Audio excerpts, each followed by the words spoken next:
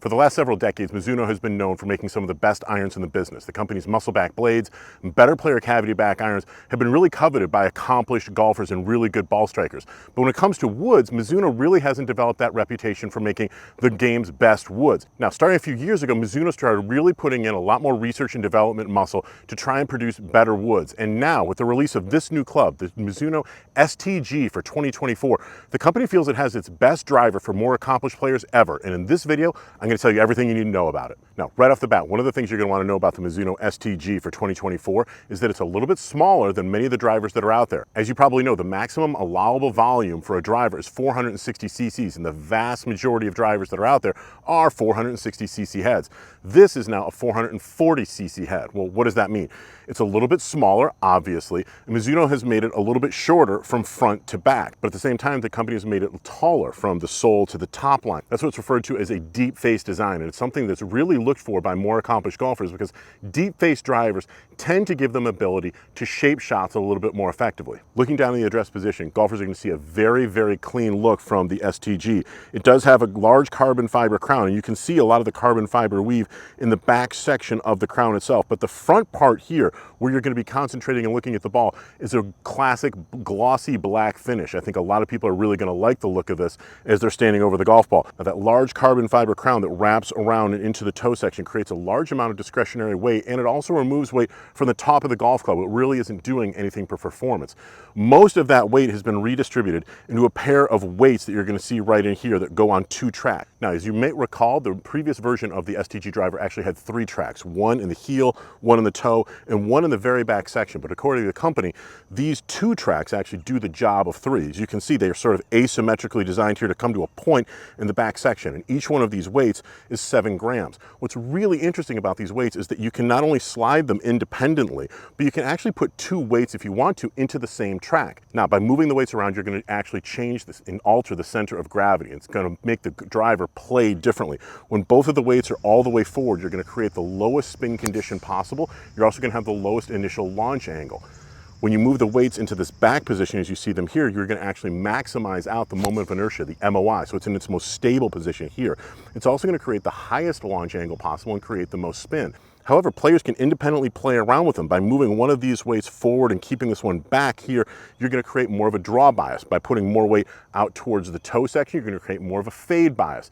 All these different combinations are something that you and your custom fitter are going to definitely want to play around with to find the best ball flight for you. In addition to the movable weights, on the sole section here, right behind the leading edge, you're going to see what's referred to as a Cortech chamber.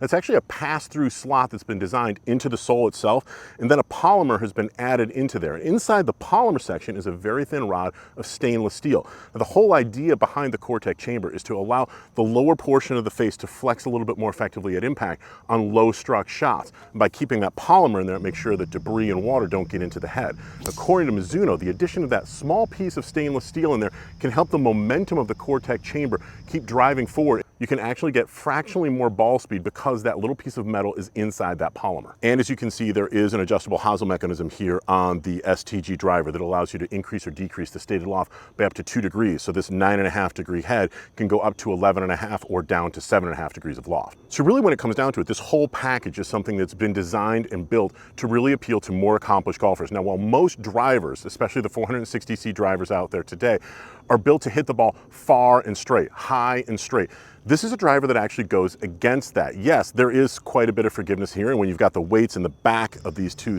sliding areas, you're going to be able to increase the MOI and get some pretty good forgiveness out of this. But this is really a driver that, again, is designed for more accomplished golfers. This is a driver that probably is not for everybody. Mizuno also has the ST-X and the ST-Z. Those drivers are going to be probably much more for the masses. They're going to have more forgiveness baked into them. They're going to probably want to innately hit the ball straighter. This is going to be a driver that is going to be made for players who want to intentionally curve the ball, whether that's a cut shot working it from left to right or a draw shot off the tee from right to left. According to Mizuno, the ST-G is the lowest spinning driver in its arsenal, but again, you'll be able to tweak and modify that spin and launch condition by using these movable weights and also using the adjustable Hosel. So that's going to be something you're going to want to work with your good custom fitter to make sure you're dialed in with. Personally, I find the ST-G to be fascinating. We're in a time period right now where high MOI drivers are really ruling the day, and and this goes against this. And Mizuno isn't making any claims that this is an especially high MOI driver. It has, again, some stability that you can draw into it by putting these weights all the way back. But this is really a driver for players who aren't necessarily looking for the most forgiveness, but they want the most shot shaping ability. When you combine that 440cc head along with that deep face design and those movable weights, now we're really talking about a driver for players who want to carve up the golf course, who really want to work the ball. And that just simply isn't for everybody. Now, Mizuno made this driver available to me to test out and to try and hit. And the first thing that I noticed right away is that it is a classic look in the address position. It's very clean. When you look down at the ball and you see it, it's going to look very, very classic in shape. It looks smaller. It's a noticeably smaller driver from front to back. I think that we've gotten so used to these very large 460cc heads that have extended sections in the back for that high MOI. You're not going to find that in the ST-G.